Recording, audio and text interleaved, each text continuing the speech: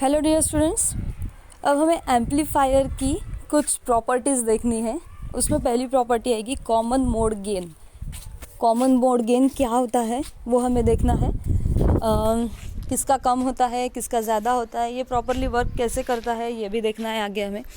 When the common signals are applied to both the input terminals, if हमने common signals जो है वो दोनों टर्मिनल्स को दे दिए, V1 और V2 को, जो हमें पता है क्योंकि इंटरनल इनपुट जो होते हैं वो दो होते हैं, दोनों को हमने दे दिए। The common signals are applied to both the input terminals if V1 is equal to V2, then the expected output voltage becomes to collector output terminal should be 0।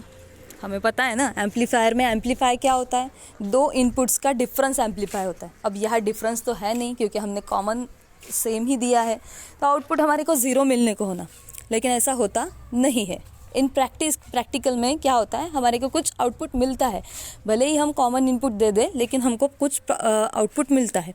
But it is in a practice some non zero output is present even when V1 is equal to V2।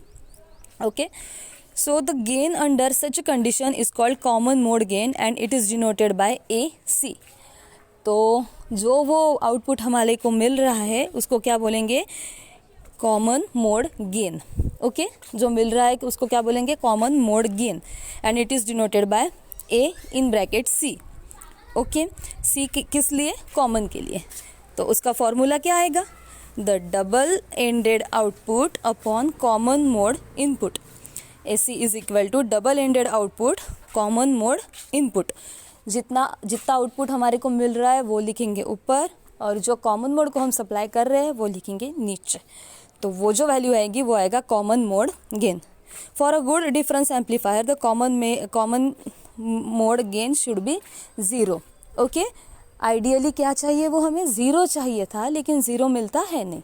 Okay, उसके बाद हमें देखना है difference mode gain. अब difference mode में gain क्या है, if different amplifier voltages are fed to input terminals of different amplifier, then differential amplifier mode gain AD is equal to output upon differential mode input. ये वाला जो होता है वो क्या होता है, अगर हमने दोनों टर्मिनल्स को डिफरेंट वाला वोल्टेज सप्लाई कर दिया तो वो जो हमारे का आउटपुट मिलेगा वो कैसा मिलेगा, डिफरेंस मोड गेन का मिलेगा। वो मिलेगा AD is equal to output upon differential mode gain. Output upon differential mode gain का ये वैल्यूज़, आउटपुट भी मिला और डिफरेंशियल मोड गेन की वैल्यूज़ भी हमने पुट कर दी, तो जो वैल्यू हमें मिलेंगी उनको मिलेंगे differential mode gain. For good difference amplifier differential mode gain should be large. Okay, अच्छे वाले एम्पलीफायर के लिए हमारा जो डिफरेंशियल मोड गेन होता है ना वो बहुत ज़्यादा चाहिए होता है, आइडियली चाहिए होता है। ओके, सो common mode rejection ratio CMRR, ये एक बहुत इंपॉर्टेंट कंसेप्ट है। आपको 1 मार्क के लिए भी पूछी जा सकती है, या फिर ऑब्जेक्टिव्स में भी पूछी जा सकती है, या फिर अगर तीनों एक साथ पूछे तो वो बड़े वाले क्वेश्चन में भी पूछी जा सकती है। ओके, सो कॉमन मोड रिजेक्शन रेशो। अब कॉमन मोड रिजेक्शन रेशो इसके नाम में ही है, कॉमन जो है उसको रिजेक्ट कर देना।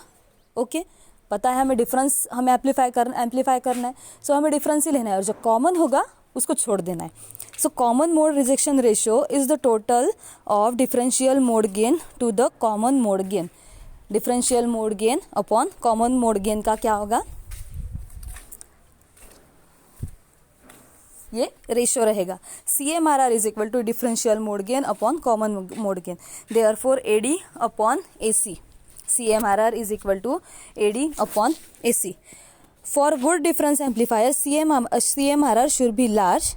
Okay, जो अच्छा वाला एम्पलीफायर हो उसका CMRR जो है वो अच्छा चाहिए, बहुत बड़ा चाहिए। Okay, the quality difference amplifier is जज from its common mode rejection ratio.